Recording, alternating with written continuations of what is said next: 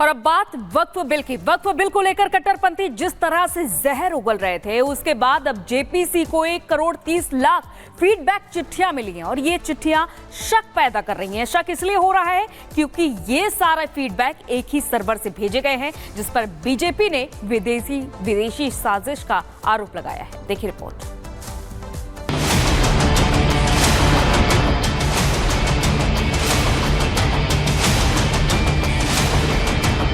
वक्फ bill में संशोधन को लेकर कौन साजिश कर रहा है? कौन है जो वक्फ के नाम पर देश के सौहार्द को खराब करना चाहता है? यह हमारे देश का मुद्दा है। इस मुद्दे को जेपीसी में तय कर लिया जाएगा कि इसमें संशोधन की जरूरत है या नहीं।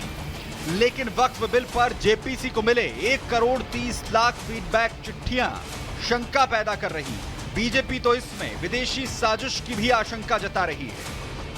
एक कैंपेन के तहत ही हो, और कैंपेन में जो सर्वर है, मेरा व्यक्तिगत ये मानना है कि जिस तरह से क्यूआर कोड बनाए गए, जिस तरह से सर्वर यूज किया गया, वो देश और देश से बाहर देश के बाहर जो वो तत्व लगे हुए हैं, जो जाकिर नाइक के साथ हैं, जो आईएसआई के साथ हैं, जो तालिबान के साथ हैं, या जो इस्लामिक फंडामेंटलिस्ट लोग हैं, जो भारत को खंडित करना चाहते हैं, जो चाइना जैसे देश हैं जो खंडित करना चाहते हैं और एक फियर करना चाहते हैं माइनॉरिटी कम्युनिटी में, या एक सस्टेनेबल कैंपेन करना चाहते हैं हमारी सरकार के खिलाफ, तो उस तरह के लोग हैं। किसी मुद्दे पर फीडबैक चिट्ठियां 1,30,00,000 हो या फिर 10 करोड़, सवाल फीडबैक पत्रों की संख्या पर नहीं, बल्कि करोड़ों चिट्ठियां एक ही सर्वर से आए तो सवाल लाजमी। वैसे भी वक्फ को लेकर क्यूआर कोड कैंपेन चलाया गया था। बीजेपी का कहना है कि वक्फ बिल पर बाहरी ताकत साजिश रच रही है। हालांकि अभी तक फीडबैक चिट्ठियों को खोला नहीं गया है। यह भी पता नहीं चला है कि पत्र बिल के पक्ष में है या फिर विरोध में। लेकिन उसके पहले बीजेपी ने फीडबैक पत्रों पर सवाल उठा दिए हैं। मैंने जेपीसी चेयरमैन को चिट्ठी लिखी है कि आप, क्योंकि इसका अंदर हमारा क्या डिस्कशन हो रहा है इससे कोई मतलब नहीं है, हमने उनको कहा है और हमने रिक्वेस्ट किया है कि इसकी जांच होम मिनिस्ट्री से कराएं। मुंबई में हुई जेपीसी की बैठक में विदेशी साजिश के मुद्दे को उठाया गया। अब फीडबैक पत्रों को एमएचए भेजा जाएगा और जांच के बाद पता चल सकेगा कि आखिरकार एक ही सर्वर से करोड़ों फीडबैक चिट्ठियां किसने भेजी। Bureau report, Republic Bharat.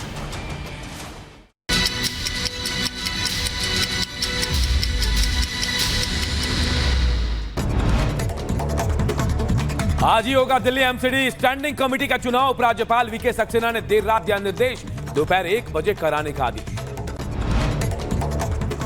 Standing committee चुनाव को लेकर सिसोदिया ने उपराज्यपाल पर साधा निशाना। पूछा, क्या आफत आई जो रात में स्टैंडिंग कमेटी चुनाव के आदेश दिए। बीजेपी नेता योगेंद्र चंदौलिया का आम आदमी पार्टी पर पलटवार का। दिल्ली महापौर ने लोकतंत्र की हत्या की, हमारे ऊपर लगाया जा रहा है आरोप। दिल्ली बीजेपी अध्यक्ष वीरेंद्र सचदेवा का आम आदमी पार्टी पर हमला। कहा कि चुनाव से भाग रही है आम आदमी पार्टी, नहीं चाहती दिल्ली का हो विकास।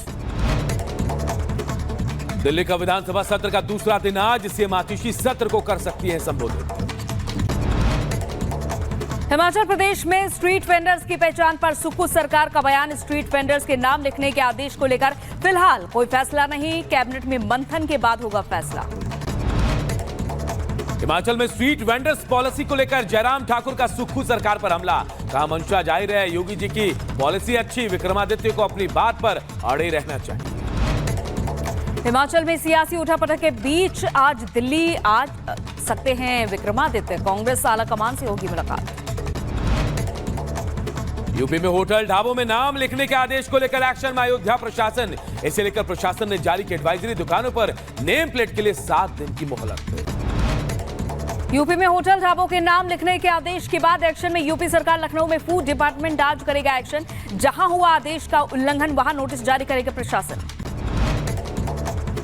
यूपी सरकार के आदेश के बाद रायबरेली में होटल ढाबों में नाम लिखने का काम शुरू। जिलाधिकारी हर्षिता माथुर का बयान। कहा, त्योहारों को देखते हुए मिलावट और साफ सफाई को लेकर अभियान जारी। शिमला की संजौली में अवैध निर्माण के खिलाफ आज निकलेगा सद्भावना मार्च। 28 को हिंदू संगठन करेंगे प्रदर्शन। कर्नाटक सरकार के फैसले पर बीजेपी का पलटवार। बोले शहजाद पूनावाला, कांग्रेस भ्रष्टाचार की दुकान बन चुकी है। ये बात अब साबित हो गई है कि चोर की दाढ़ी में तिनका है। गृह मंत्री अमित शाह का हरियाणा का दौरा। आज रेवाड़ी, अंबाला और कुरुक्षेत्र की अलग अलग विधानसभाओं को संबोधित करेंगे।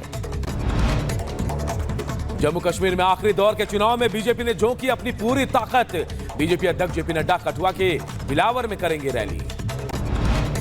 दिल्ली विश्वविद्यालय का छात्र संघ का चुनाव आज। एबीवीपी और एनएसयूआई के बीच कांटे की टक्कर।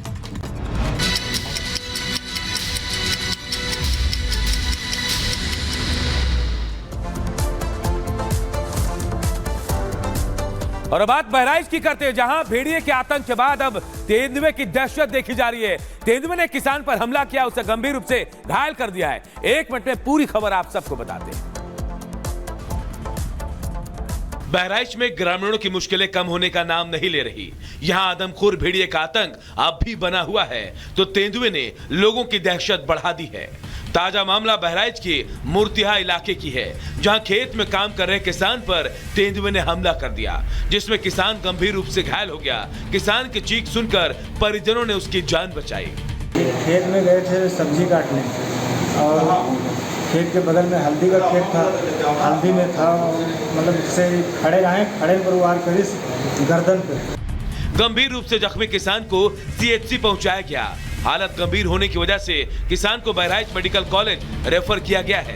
इसका प्राथमिक उपचार सारा कर दिया गया है, सर्जन को इन्फॉर्म कर दिया गया है। पेशेंट की स्थिति अभी कंट्रोल में है और बाकी सर्जन अभी आकर के देखेंगे उसको। तेंदुए के हमले बढ़ गए हैं, जिससे न सिर्फ लोगों की परेशानी बढ़ गई, बल्कि लोग खौफ के साए में जीने को मजबूर हैं। Bureau report, Republic Bharat.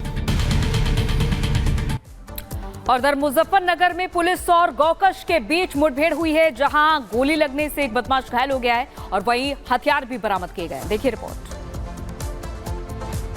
Police के कंधों के सहारे चलता और जिंदगी की भीख मांगता शातिर गौकश। तस्वीरें उत्तर प्रदेश के मुजफ्फरनगर की हैं, जहां बीती रात पुलिस की गौकशों से मुठभेड़ हो गई। गोली लगने से समरेज गंभीर रूप से घायल हो गया।